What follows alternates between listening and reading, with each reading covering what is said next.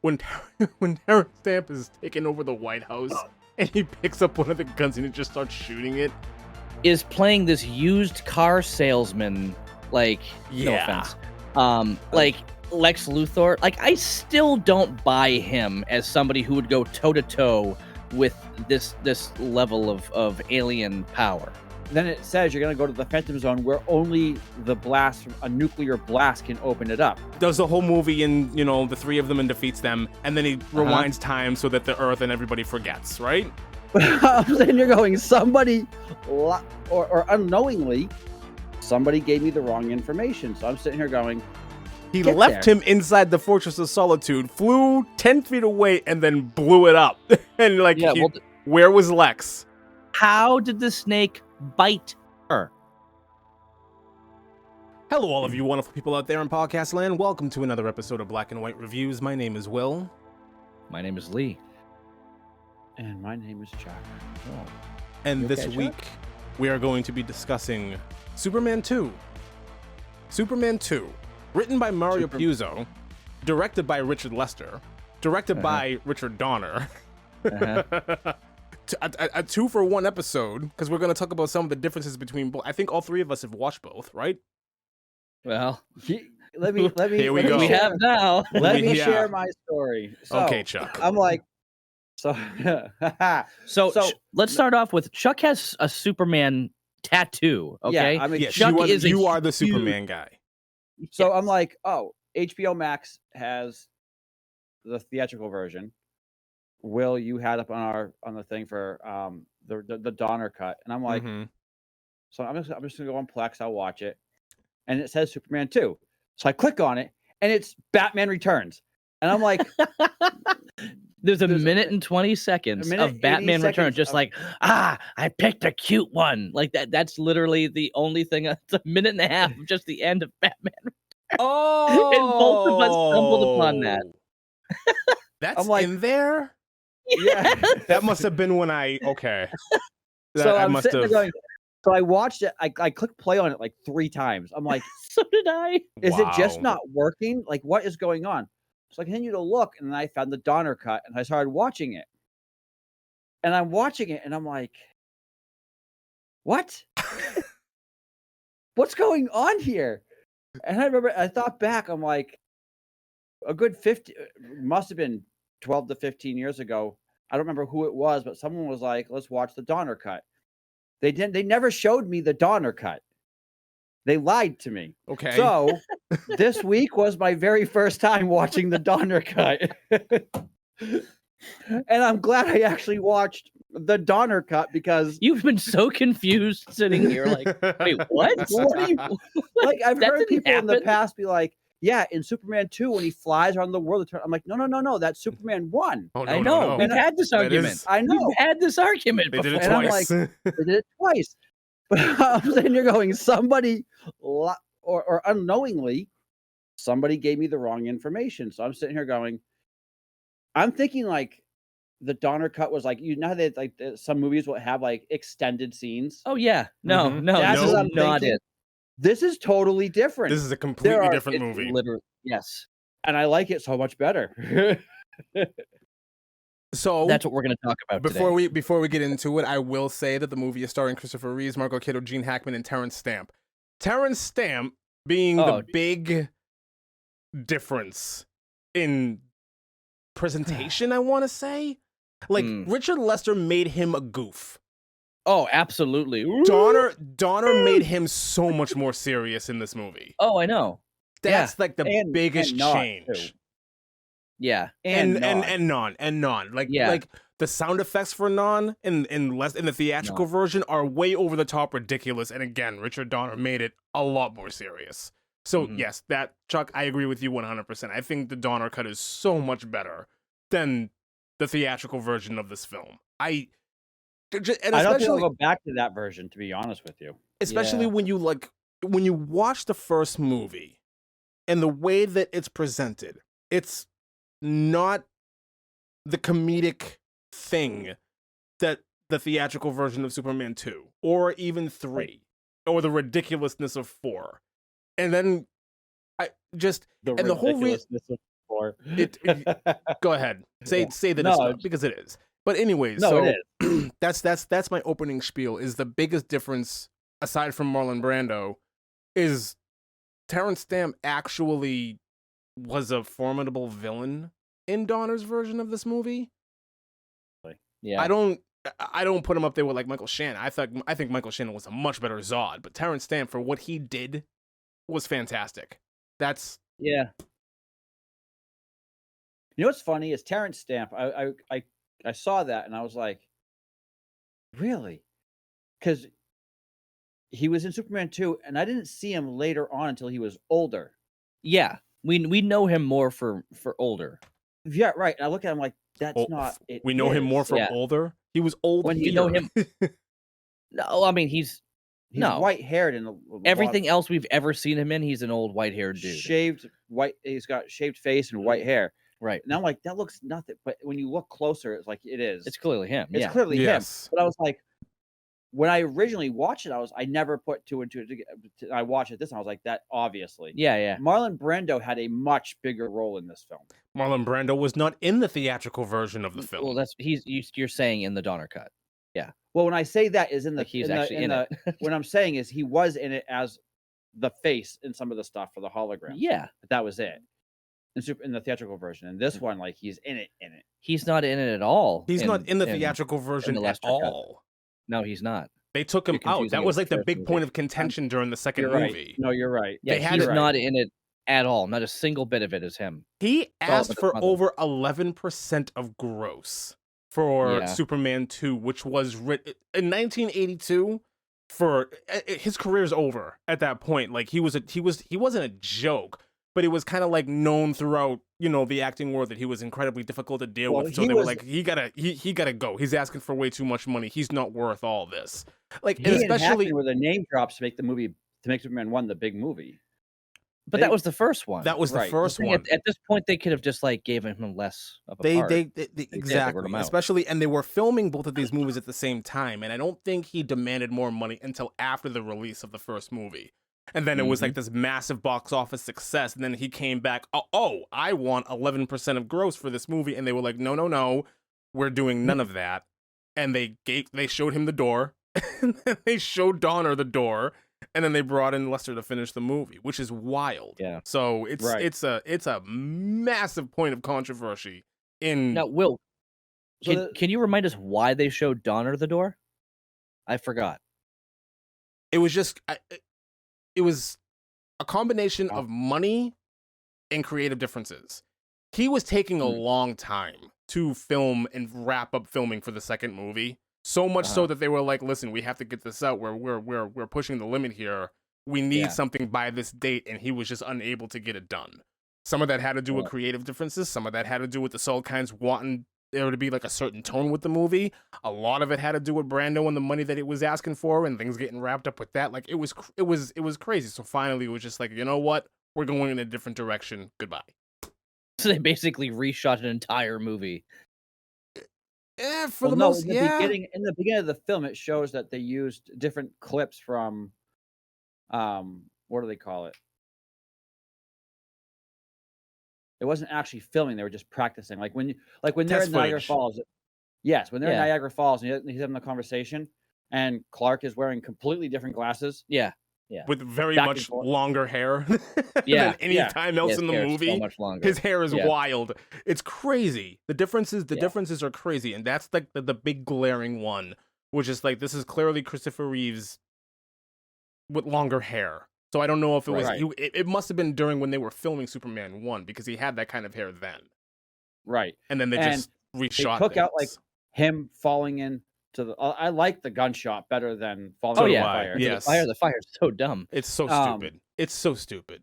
The Eiffel because Tower. In the theatrical cut, she's not suspecting it as long, but in the Donner cut, she suspects it for a long time and really keeps pushing and pushing. The entire opening of the movie. It's like 2 seconds. I know. Yeah.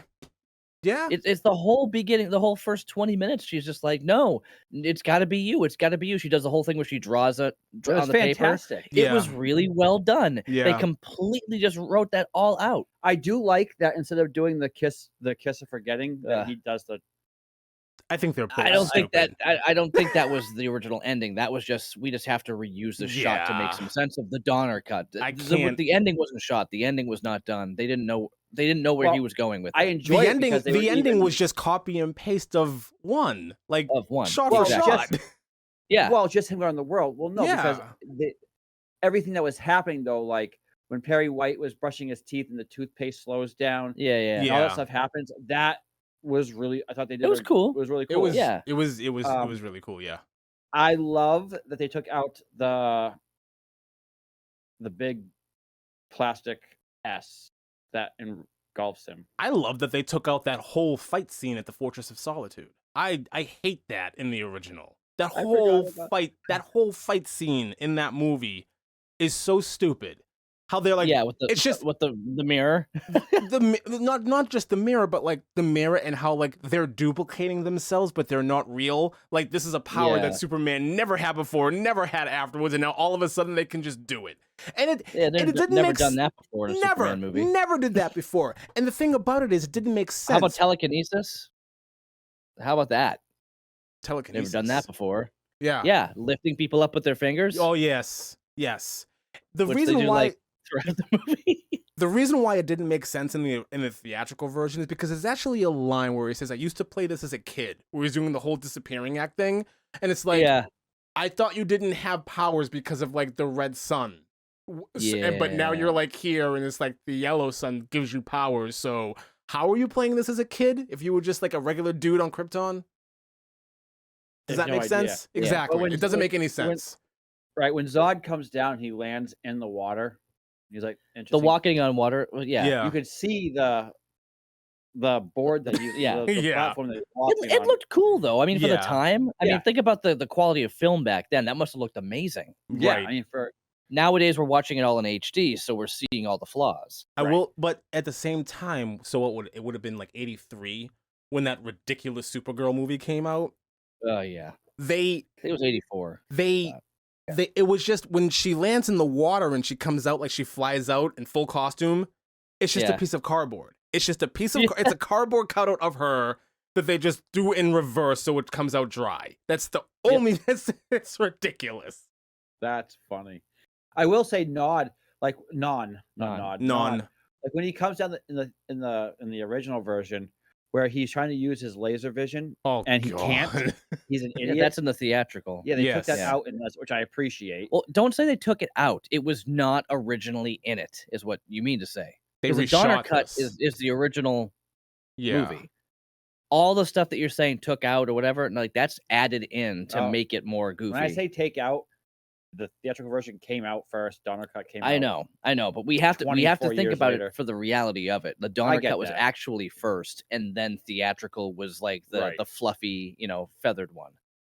But you have to look at it and be like, oh wow, like it had a lot more of a serious tone. Yes. But then you get this goofiness afterwards, and you're like, okay, I mean, I guess it kind of falls under, all of the Superman movies. I mean, geez, you're well fed behinds, Right. All government plastic. Yeah, but that's Right. that's what I meant. Like the first one wasn't goofy.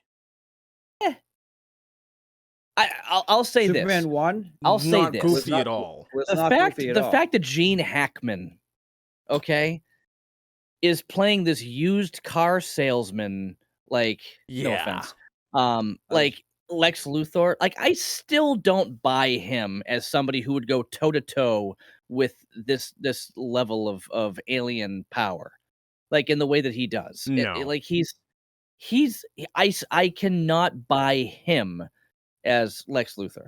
I never could, and it's really goofy to me. Like his character that he played in something like The French Connection, I can buy as a Lex Yeah. Luthor a lot more than what he was doing here. Yeah, and it's super goofy. It's just like Australia, Yeah. like And it's then he just wanted it's and then in this Cuba. in the Donner cut, he doesn't just want Australia. He wants Cuba too. So it's like Yes, what yes. is happening here? It is I think so the funniest part for me was in the theatrical version when you never realize that the jet ski or the the snowmobile turns into a jet ski. No. Like it has like what are they called? wow, like the sides blow up on the snowmobile for him to actually go into the water and in the North Pole. Oh, Shitty Shitty Bang Bang? Yeah. Sure.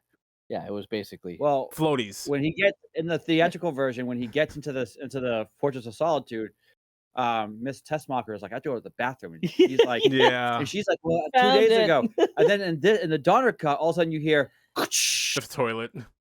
found it. I'm like, oh god, that was perfect. That was good. I was like, that was fantastic. It was the right amount of humor that it was fantastic. There was actually something at the beginning of this movie that bothered me, and I couldn't move on from it for a couple of days.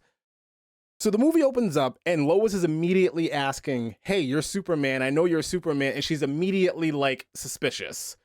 So she dives out of a window, and Clark Superman flies down, runs really fast downstairs, and the effect that they use is clearly like modern.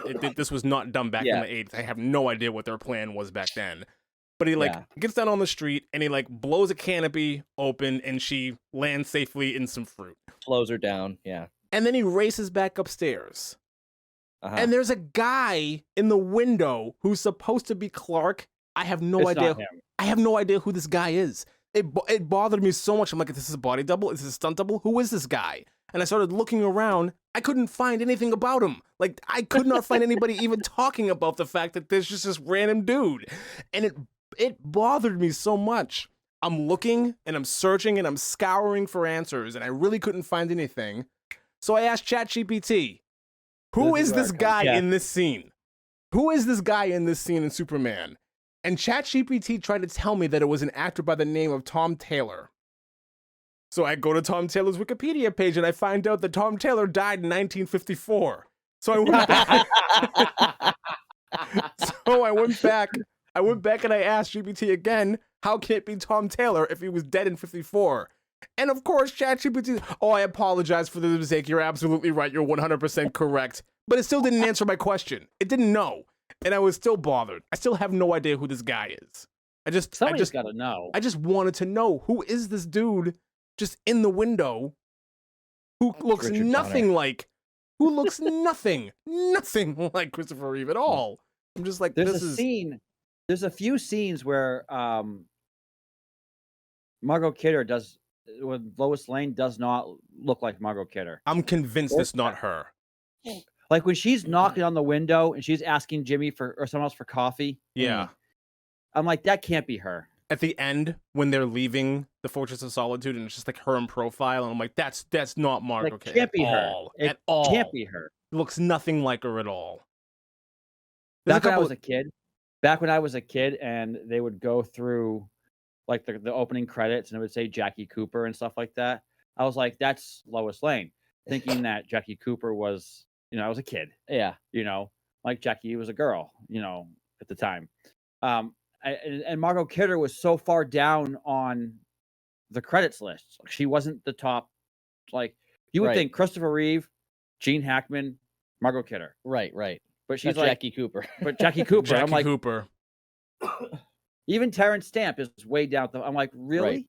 Right. Like, I was like, I guess you can't judge a person by their name.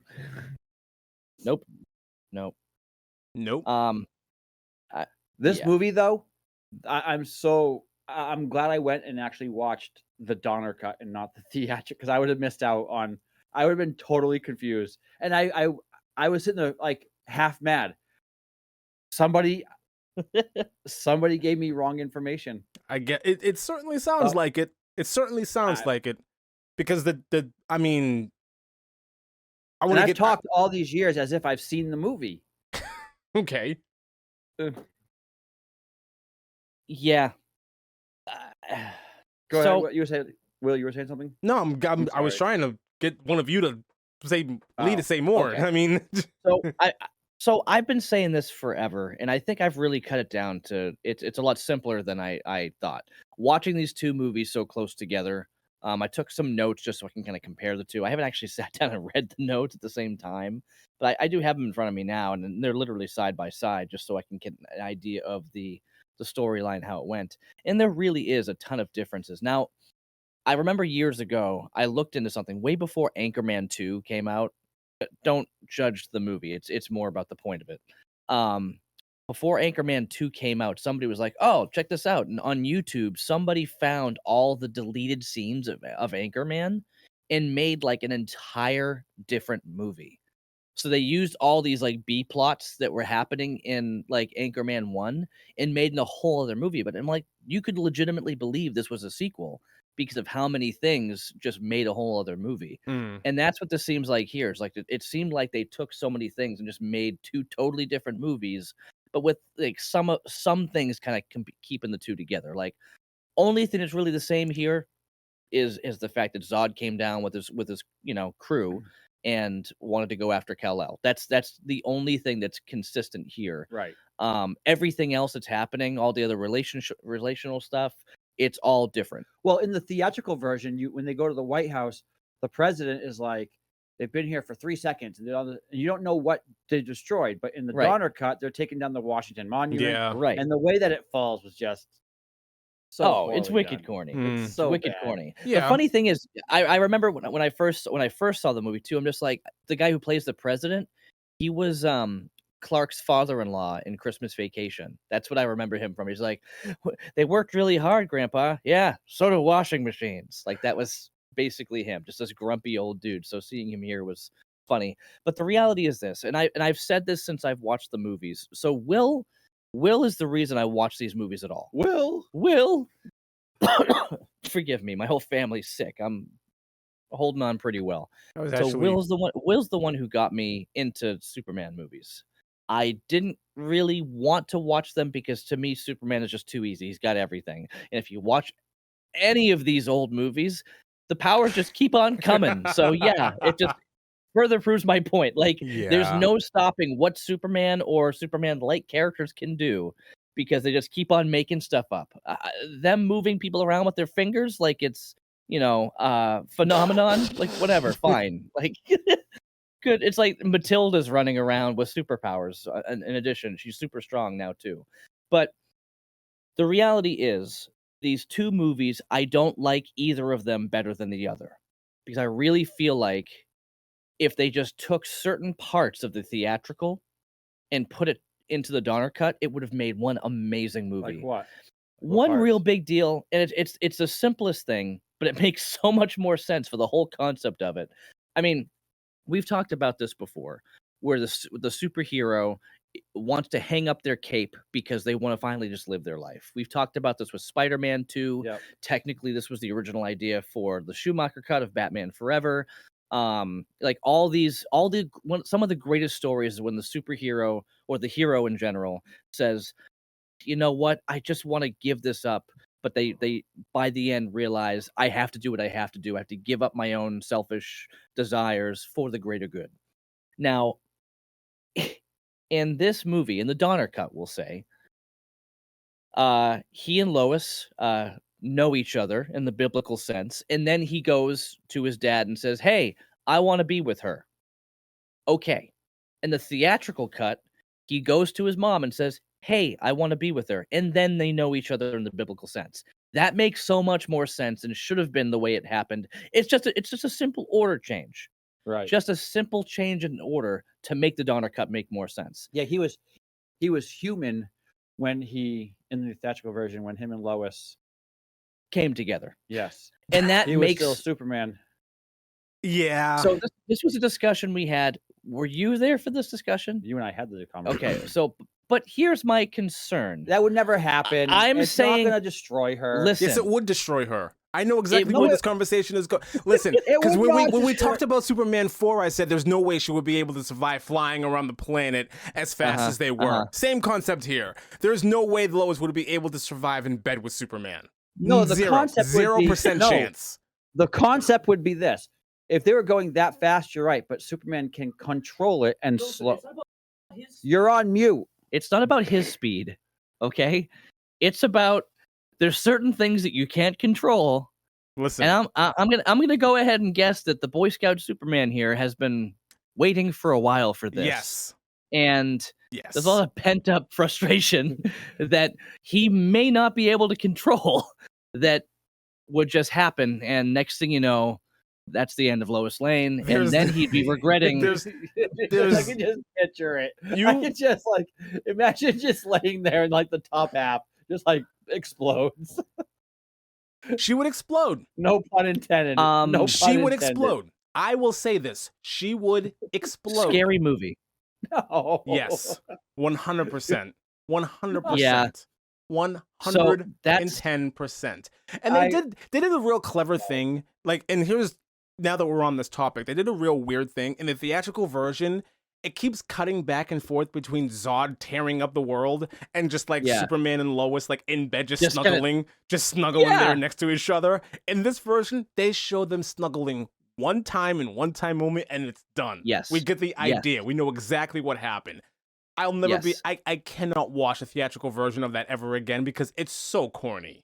It's so it really so is. stupid. And to the point right now that we're talking about this, there is a 0% chance that Lois would survive Superman in bed.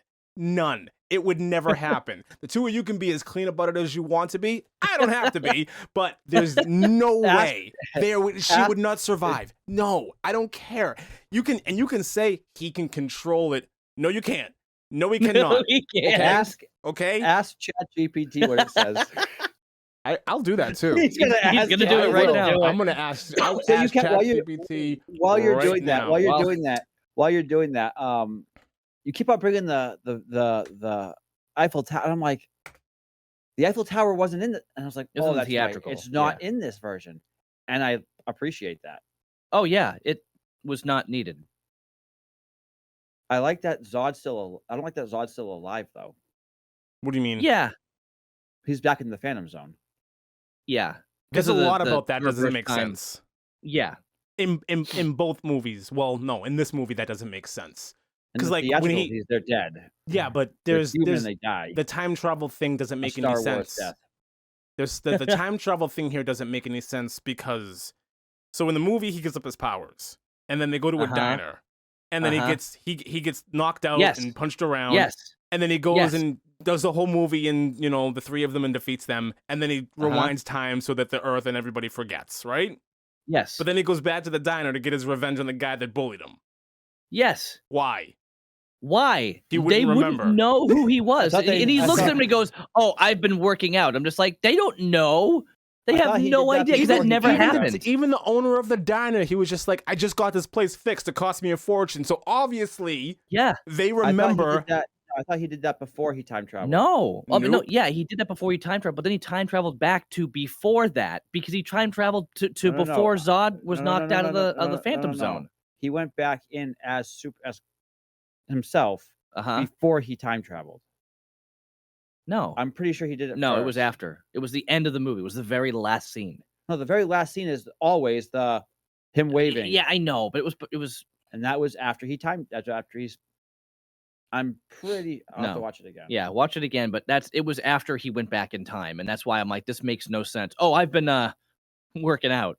It's like, what? That line was not necessary because you just reversed time and nobody knows who you are.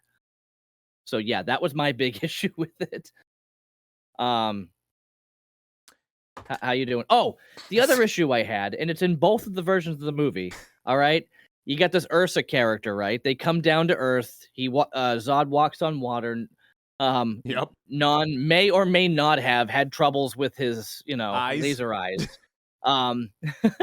But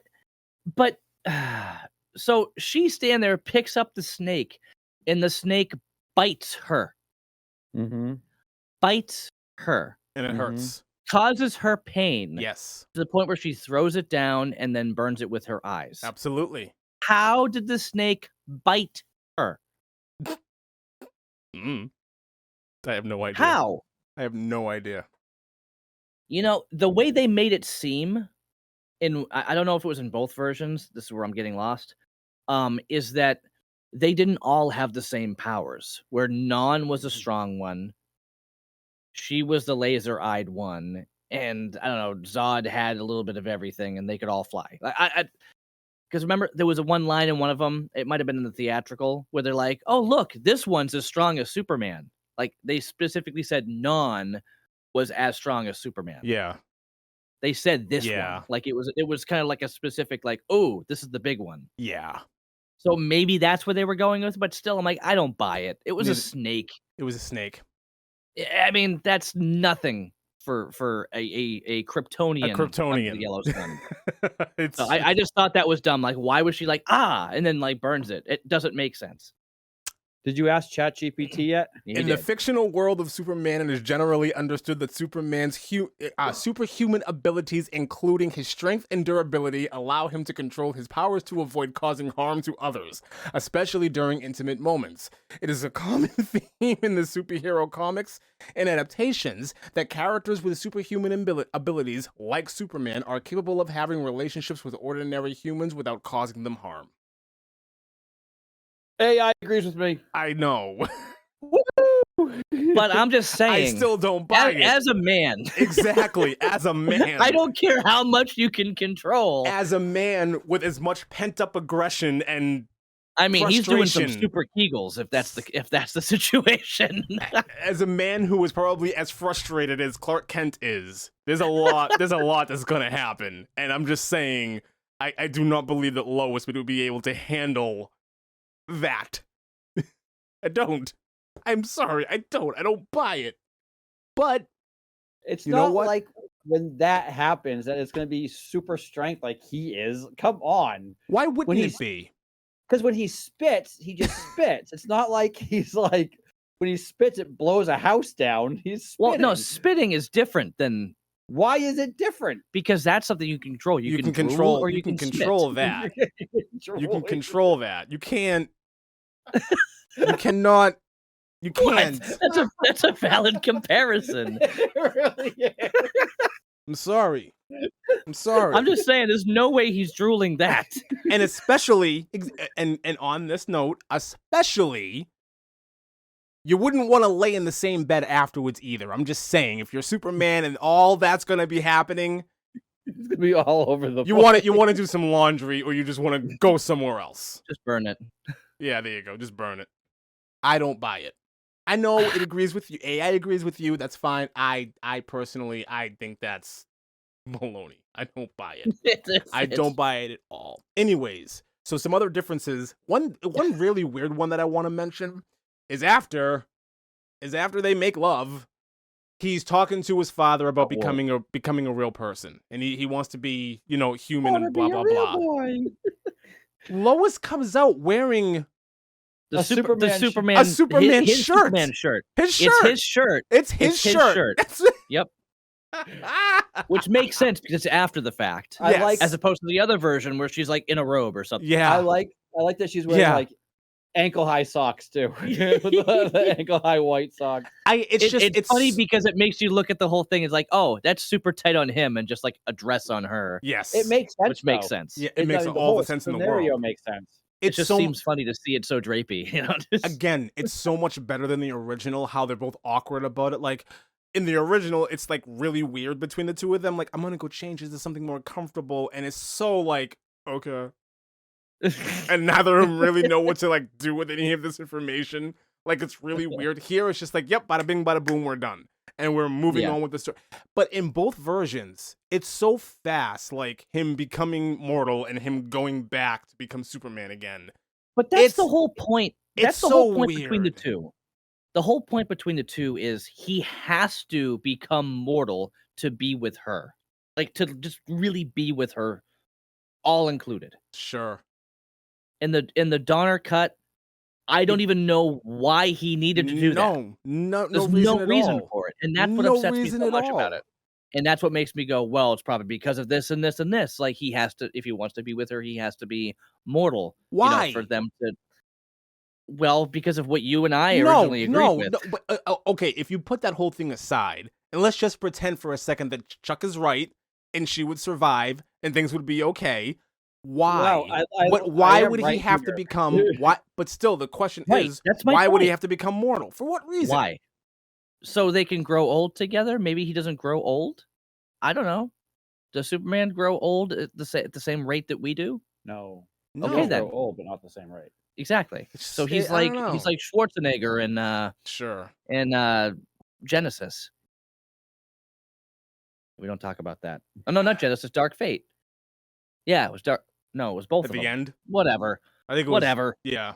No, it was Genesis where like suddenly they come back 20 years later and he's got old like gray hair. Okay. I thought you were talking about yeah. like the CG Schwarzenegger who was like the 101s No, at no, the no. end of No.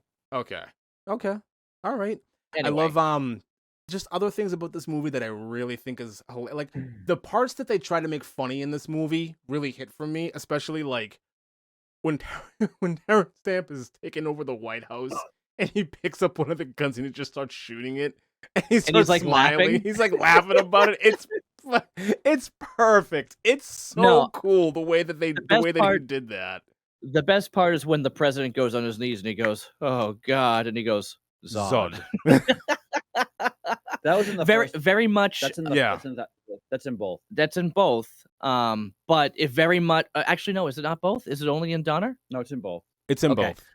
Okay. Well, I love that line, and it's very it was echoed later on in The Matrix when the guy goes, "Oh my God," and he goes, "Smith will suffice." Right. It like that was one thing they did mess up on, which when they come down to Earth and he's like, interesting place. This Houston. In the theatrical version, he hears that on the moon. Yeah. Yes. In the Donner cut, he does not hear that on the moon. He doesn't? No. I thought I think the moon scene was pretty much the same. No, he takes that because the moon scene is the same, but he doesn't. I don't think the moon scene is way different in the Donner cut than it is in the. The dialogue is different, but for the most part, it's the same thing. See, I fast forwarded through it. I figured it was the same scene. It's way different than the theatrical version. Like when he tries to take off in the shuttle there. That never happened in the theatrical version. Yes, it does. Okay. No, it doesn't. Yes, it does. I promise. Did you watch both or just the Donner? Just the Donner. I watched both. It happens 1,000 times. Both movies. The guy tries to take off, and Non stops him. In both versions of the movie. But the dialogue, I think you're right. I think the dialogue is different, and I don't think he ever hears Houston. I do think you're right about that one. But for the most part, like the guy who's collecting rocks, he throws off into space. The other guy, she takes the thing off of his chest. Like that's all both in the same movie. And then when the guy tries to take off, there was more footage in this one. In the Donner. Maybe in the Donner. Maybe And I was just gonna say something. Yeah, because they just added more to it, and there was no what is this place, Houston, and then he gets down to Earth and he says it again. Yeah, and that's where Non tries to use his laser vision and can't. Yada. I do like the one big thing about this movie, especially the Donner cut, that I love. Like the one big change that they made is the Eiffel Tower. The bomb on the elevator that goes off into space and it blows open. Oh no, I'm sorry, I'm wrong. Am I wrong? No, nope, that's in the theatrical. That's the theatrical version. Yeah, the bomb on the elevator blows open at the quantum not the quantum realm. Oh my god. The Phantom Zone. The Phantom Zone. But in the Donner cut, it's one of the nukes from the first movie. It's the nuke from the first movie. That it ties he throws off into space. It's perfect. It's a great tie-in. It's so much better than just a bomb on an elevator. It's like this. That was always kind of stupid to me. Well, they answer it too, because in the Donner cut, which was not in the theatrical, when they open it up, they start with the city on Krypton, and then it zooms and then it like pans over to where they're having their trial. The trial, yeah. It doesn't do that in the theatrical. No, the theatrical cut shows them breaking in, stealing a red crystal, and smashing it. Right, and then you're just there on trial. Right, yeah, and then it says you're going to go to the Phantom Zone where only the blast from a nuclear blast can open it up. Right. They never said that in the theatrical. Right. Well, because obviously they were to swap it out for some random regular bomb. Right. Tower. So unless the bomb that was on there was nuclear, which I don't think it was. No, it was hydrogen. You're right. Hydrogen bomb. Yeah. It was just something that somebody put together in a kitchen and threw it on an elevator. Yes, this is a nuke. Yeah.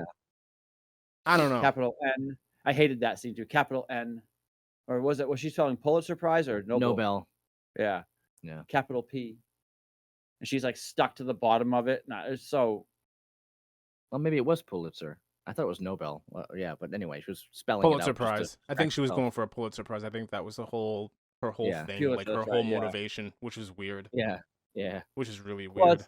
no, it's always been her mode. Like even in Superman Returns, she has the Pulitzer Prize for why the world doesn't need Superman. Mm-hmm. You know. What, really? Yeah. In Superman Returns. Yeah. Yeah. Huh. Superman 5. Okay. Yeah, that's always Lois Lane's thing. She's always trying to be the top dog for, best reporter. Even in Lois and Clark. Which, you know what's funny is I watched it like about a year ago or 6 months ago. I watched all 4 seasons again. And as corny as some of the stuff is, the storytelling was still really cool. I liked it. I enjoyed it. You also enjoyed all of Smallville. I enjoyed a good portion. There are stuff where I don't like about it, but again, I'm just apparently, except for the Donner cut, I'm a huge, I'm a huge Superman fan. I just enjoy, like the way you are with Batman. I am with Superman, and I've always enjoyed it. And I don't know, I can't wait for Gunn's rendition of Superman with Legacy. We'll see what happens. I mean, I I'm not poo-pooing on it one way or another. I'm just saying we'll see what happens. Right. I wonder if he's going to give it like a feel like the Batman movie. Because if they're going to do like the Batman, the Joker, and they're going to do Superman in that same kind of feel, interested in how that would look for a Superman movie. Because he's usually a brighter version. Batman's always a dark Joker. That's what I was kind of thinking, but I think if they're gonna do like the same aesthetic with Superman that they did with Batman or even Joker, like it can't be Superman. It would have to be Injustice. It would have to be that. They haven't brought that on screen yet. They have to do that. I want an Injustice movie so bad. Did you guys see like James Gunn's comments online about how he hated Keaton's Batman? Really? No. He said it was like the worst rendition of Batman ever. He's like, you can't even move. The acting was horrible and this and that. He goes off on like not just how he can't move, but it was like everything. Like he did not say anything nice about it. I'm like, there were people who did not like those films. Yeah. Yeah. I mean, there were people who were skeptical about it at first, but I'm surprised that there were people who really didn't like it. He said the movie was a sleeper. Like the first, like he was just saying it was a horrible movie. None of it was entertaining. It's like, wow. I mean, maybe there's more to it. Maybe that might be out of context, but he kind of like he laid it on pretty thick how much he didn't like it, and I'm like, wow, okay. I mean, that's disappointing. At least he has the stones to publicly share his opinion about it. Well, when did he say it? I guess that's the other question too. Is how long ago did you say it? Did he say it before he realized he was going to be helming some DC stuff, or what? Maybe you could still do DC stuff and not like the original stuff. That's true. It's just like, if you want to I was just about to jump up and fix that. If you want to get the fans on your side, you don't want to poo-poo all over the stuff that they love. I appreciate it, actually. I like that too. I appreciate it only because he's not gonna just curtail to everybody. He's gonna do his own. I don't know. Which he should do. Right. He 100% should do. He should be able to voice his opinion without having to get. I mean, I'm sure there are going to be like a certain portion of fans who are going to give him a lot of backlash for that. But in the end, who cares? Who cares what his opinion is? I still like those movies. It doesn't even matter. Yeah. Sure. I mean, you could try so hard and get so far. Very good. Very nice. Very nice. There's one other change about this movie, and this is the last point that I'm really gonna bring up. I love that in the Donner cut, Clark actually stands up for himself at the beginning of this movie. Like in the theatrical version, Lois is crapping all over him for a whole bunch of different things. He's not Superman, and once a girl sees Superman and blah blah blah blah blah, like she's all about Superman. Right. And here, Clark is getting a little uppity with it. Like, I'm sorry, I can't be him. I can't do this. Like, it actually let Christopher Reeve be an actor instead of just like Clark. Like, actually let him shine a little bit. It was perfect. Right. It was great. And especially like that you realize that if you shot me, if I wasn't Superman, Clark would be dead. Yes. Yeah. It was fantastic. It was fantastic. It really was great. That's a question that a lot of people ask that a lot of movies don't answer. Right. What do you mean? Right. The whole blank, her shooting blanks. Yeah, okay. Yeah, that was really well put together. And a lot of things, they would test to see that it's Superman, and then when he's not, he would be like, "Oh, yeah, I've been hiding the secret for so long." In this movie, he's like, "You realize that if I wasn't Superman, I would be dead. Yeah. Clark would be dead." That never gets said anywhere else except for in this film. It's a good point. And it's a really interesting point, yeah. It's a good point because it's like, okay, if you were wrong, you took a really big risk with someone's life. There was something else in the theatrical that I don't remember in the Donner cut. I mean, we might be missing things. I mean, this was it was 4 hours or over 4 hours of movie for me to watch in the past week or so. And the scene in the theatrical version where Lois is looking at the green crystal and then she like sticks it under her purse, and then we see it later on, like they, made a big deal to say like, here it is hiding. And then later on, that's the one that he finds. Was that in the Donner cut? No. Yeah. So that was something that was really interesting to see how they did that. Like the crystal just kind of showed up in the Donner cut. Well, but in the Donner cut, yeah, it just kind of shows up. But I like what they do in the Donner cut a lot better than the theatrical. Like, it makes more sense for the green crystal to be like the source of his energy, or even like the source of like Jor-El himself, right? Mm-hmm. It makes so much more sense than it's just there and he's looking at it, cut away, and now he's flying around the world again.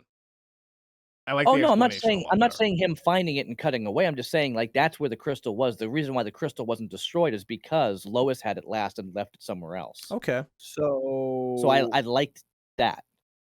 The one question I do have that was not answered is Lex is like, at the very end, for old time's sake, can you do me one last favor? Sure. And then you see that's what this. Yes.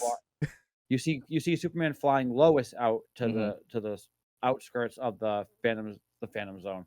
Yeah. The Fortress of Solitude. And then he blows it up basically. Yep. Mm-hmm. Where's Lex? Dead. That was my question. Dead. Australia.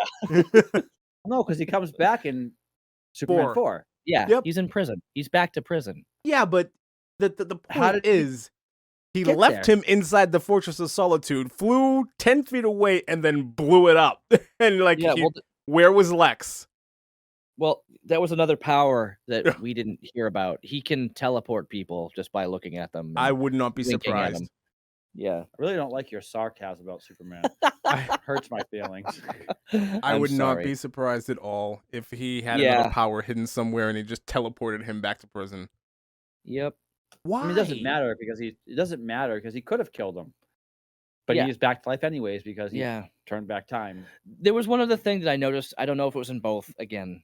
When he and Otis are trying to escape and they're like, up against the wall and they're like, stay still. And then Otis starts doing bunny ears. Oh my god. And then Lex goes, oh! Like he gets afraid of bunny ears in his shadow. Again, like when I saw that, was that just in the Donner or is it in the theatrical? I don't know. Theatrical too. Yeah.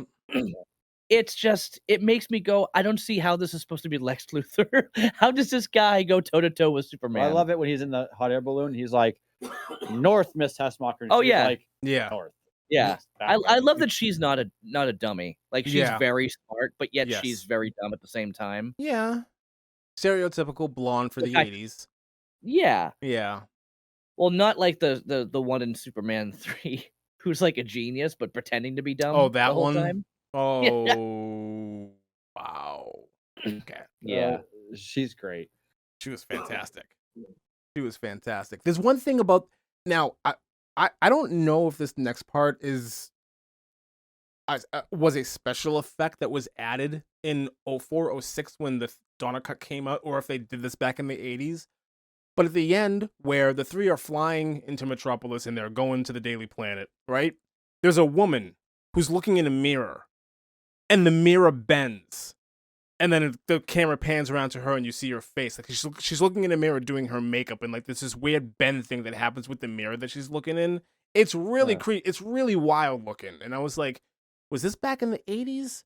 Like, I did they must have missed film this back that. in the 80s, or was this like more recent, like a modern thing that they just added into When the 3 Hmm. of them were flying back to Metropolis. for the first time? So the three villains are flying to Metropolis. They're looking for Lois because they want the son of Jor-El. Blah blah blah. When Yep. they're coming into Metropolis and they're heading towards the Daily Planet, there's a rumble, and then there's a woman who's looking in a mirror. The mirror, the reflection, the mirror bends. Like the whole mirror bends, like, and her face distorts and warps. But then the camera Mm. goes back and it's like her face. So it's like, okay, obviously she was looking in a mirror. And I just thought it was an interesting Yeah. effect.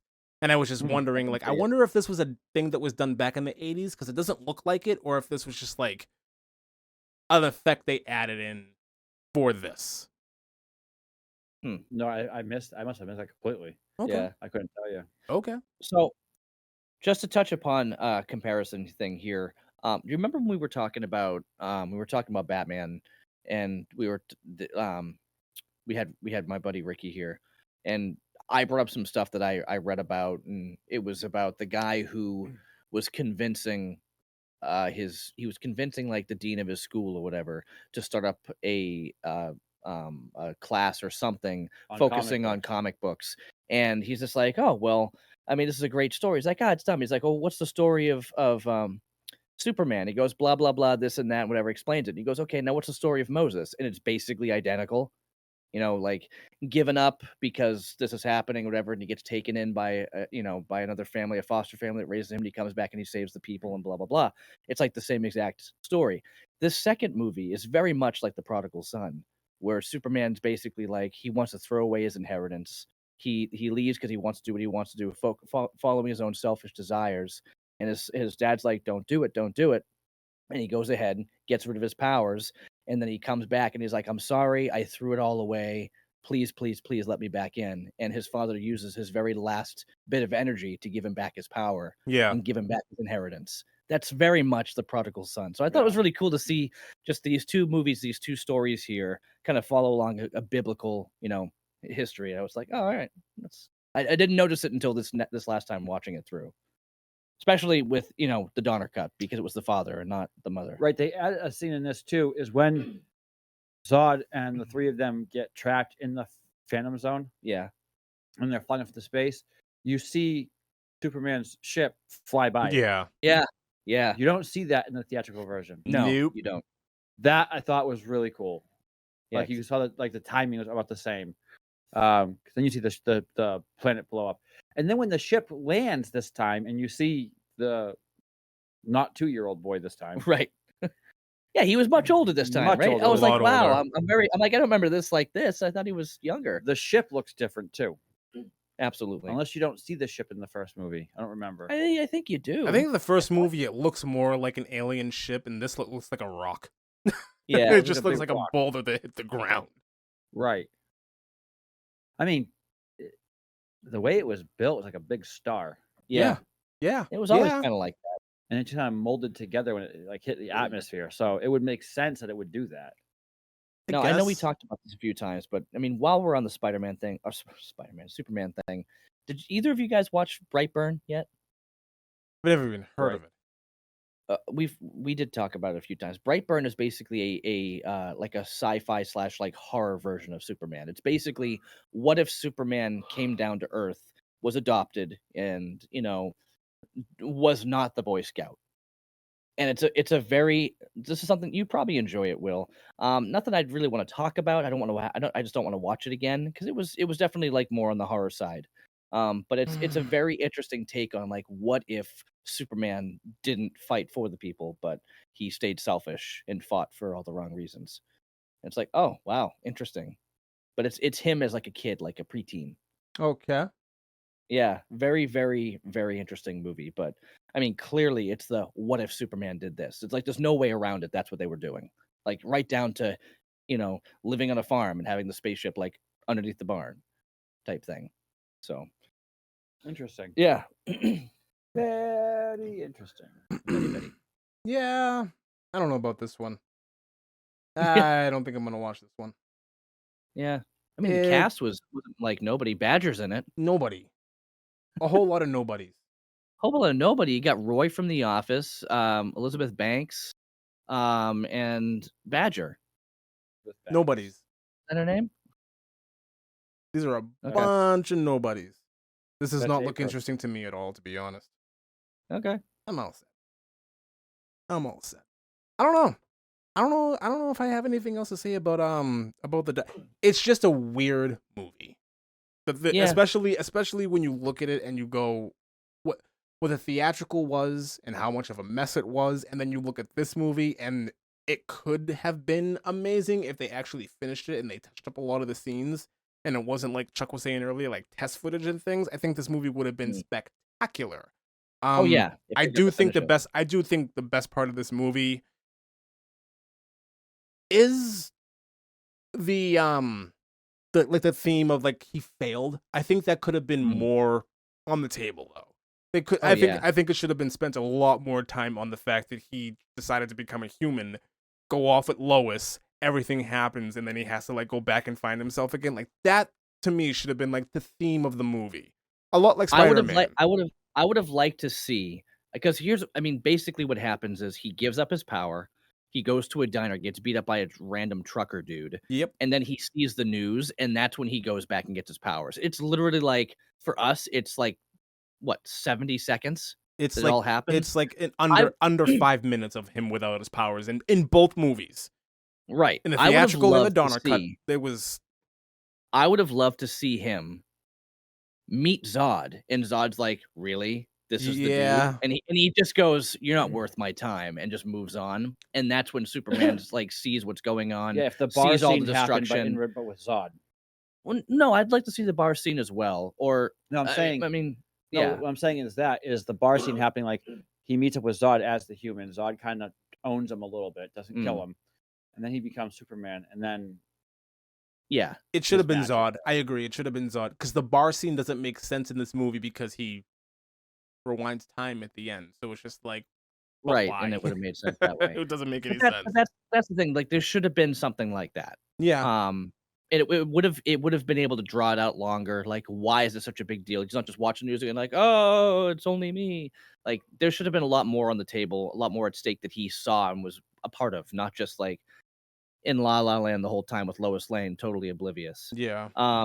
But I will say that in both versions, all the way through, and as corny as Terrence Stamp's acting with him go and saying a bunch of stuff that made no sense, like you couldn't even understand the words he was saying when he was like yelling and just being weird. My favorite part is when when he's basically like, if you help me get them over into this chamber, it takes powers away. And Lex immediately jumps on it and goes, hey, don't go in there. It'll take your powers away. Yeah. And Superman totally has that plan. I'm like, you know what? For back then, that's really good writing, and it worked out really well. Yes. I like that he wasn't just a Boy Scout, like he lied. And even right after he says, like people know where they stand, a guy always knows where they stand with you, like that's and then sure enough, like Superman tricked him into tricking them, and it was perfect. And then you get the whole thing where he gets down and he goes along with it and kneels, and he grabs Zod's hand and just totally shatters every bone in his hand. And as corny as Zod's for getting a broken hand was, it was still it was sweet revenge. And it was toned. It was the sound effects were toned down in the Donner cut.